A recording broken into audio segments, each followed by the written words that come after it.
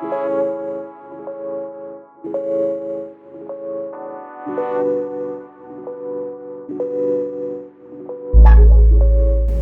makes you happy? What makes me happy? My happiness is tied to my freedom, my ability to move, morph, transform, grow. Being able to travel, enjoy delicious foods and wines, and a good robust cup of coffee. Do what I want to do with no explanation. Like, if I want to go enjoy a nice meal, like my favorite restaurant, I go. I don't ask nobody to go with me. I don't worry about if I got enough money in my account. I know how much the meal costs. I got $65 in my account, meal costs $63. I'm gonna go enjoy me a nice meal. Little pieces of us that are core memories or just like core experiences really feed into my joy because I get to appreciate what it means to be alive.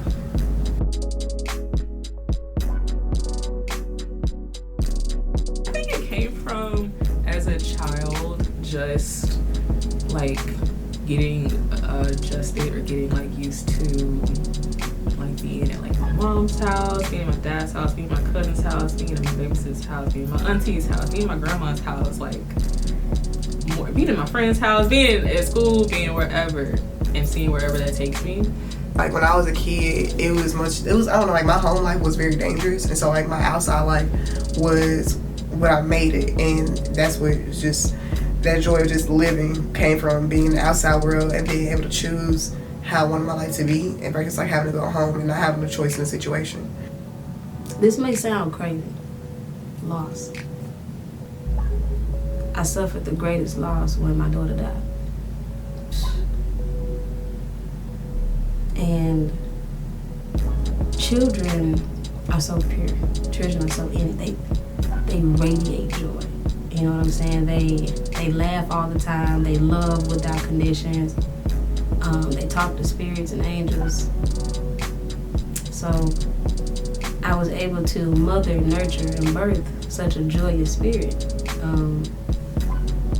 And when she passed away, it was just like, damn, you have to keep that going. You can't let that die with her.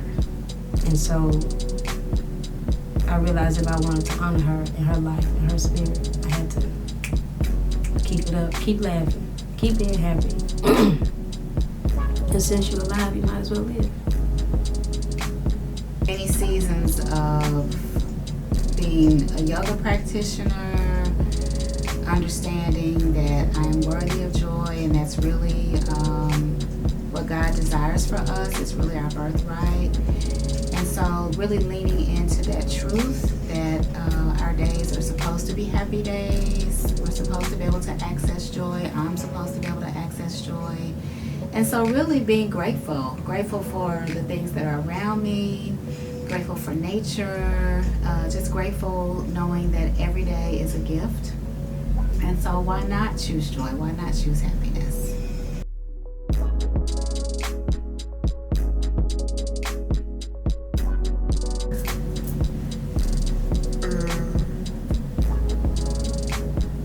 I think I've been trying to do that more so now. Acknowledging that we are complex beings. I am a complex being. I am a Virgo in the truest sense of the word. I do my hair. I gave her a name. She's named after my daughter, so my hair is named Elena. I wear what I want to wear. I fuck who I want to fuck. I have to be actively showing up for myself, because I realize like it's easier to kind of dim myself when I go into different settings because I don't want to stand out. But then it's like, if you stand out, why not? You know what I mean? Like there's always gonna be a star in the room. So what, like if it's you, then be that star. Honestly, I think in my stubbornness, and like I'm finding that like my stubbornness, not just being a Taurus, but just like Black women can be labeled as being stubborn or whatever. But like I think there's a good benefit and positiveness in it.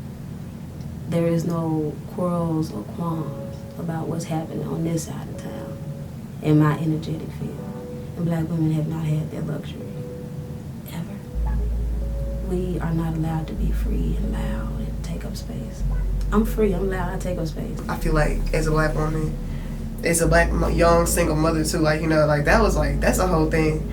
I just really had to be honest as well as graceful in accepting myself and my decisions, as well as the things I feel like I have or might not have. Really embracing all of who I am, not shaming any parts of myself, but also giving myself space to understand how I'm made, how God uniquely made me, what makes me laugh, what makes me cry, what I enjoy, what energizes me, what depletes me. And so I show up for myself in those ways. A fearlessness to like not be pushed over too far, because society loves to push Black women.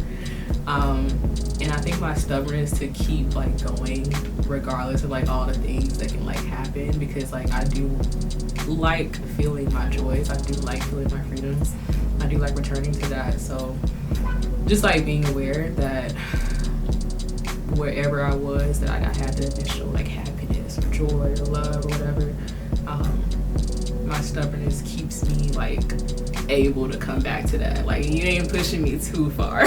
Like, yeah, we elastic.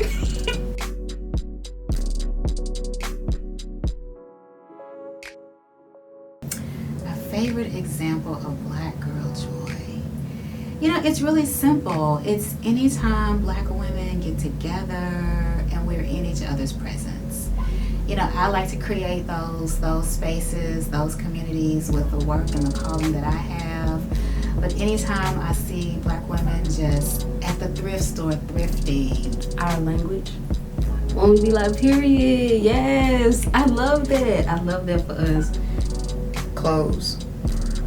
I love seeing how like Black girls like can just dress. And you know what? Just from the versatility, from the jewelry to the makeup. Well, I don't say makeup, I say clothes, like, you know, jewelry, to just like how we accessorize it, as well as just the individual styles people have.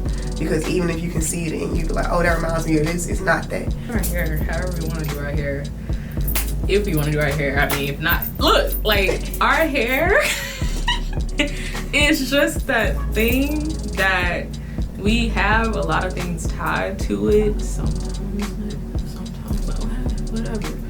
But I just think there's so much that we can do and express and like just have just at the top of it, like just by the top. We ain't even got to everything else that we do, but just the fact that this is be able to style and frame in so many ways.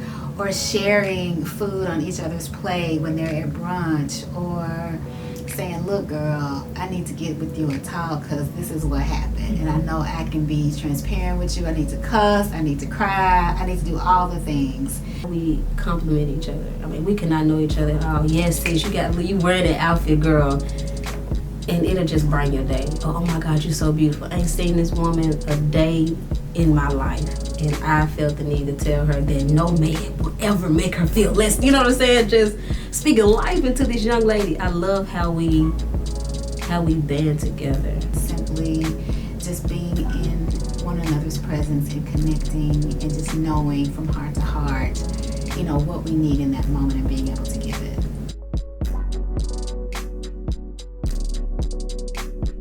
It will be able to return to joy, return to love, return to knowing that, you know, you're born free, technically, and knowing,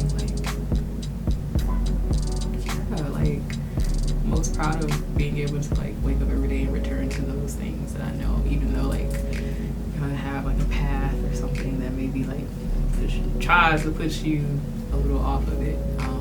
But I think I'm really proud of that. There's no boundaries to it. I feel like sometimes, you know, when people do stuff, we be like, oh, you can't do that. I'm Black, I can do whatever. Like, sadly but surely, like, people kind of, I don't know, I won't say people, like, they don't expect the worst, they don't expect the best. Like, people just expect whatever, anything. There's, like, the spectrum is everywhere for us. And so the fact that the spectrum is anywhere, it's like, all right, guess what? I'm gonna go all over it. I'm gonna go all over it. Black people have done nothing but be the best at what we do. Simone Biles is the greatest gymnast of all time, right? A nigga invented the doorknob, right? Like we just do shit, and we do it better than anything anybody has ever done it before. Individualistic freedom of soul and spirit, and the most important thing I think is power and voice. I think that's the most important thing for black people to remember. Almost simply because you're black, you can do it. Literally. Is that your DNA? I am a descendant of the first black person to ever live, because all of life began in Africa. And so that cannot be argued or debated, because science proves it, spirit proves it, everything proves it. So that's my favorite thing about being black, is knowing that I am a descendant of the first person, first spirit created.